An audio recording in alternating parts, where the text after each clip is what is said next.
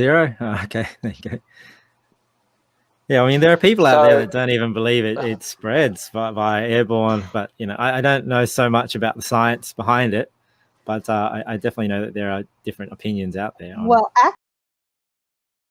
California or Santa County, California, or something like that. And plus the Bakersfield's doctors, where their real data is actually showing the infection fatality rate is much more similar to the seasonal flu. So that's the sort of information that I'm pointing to, and I know a lot.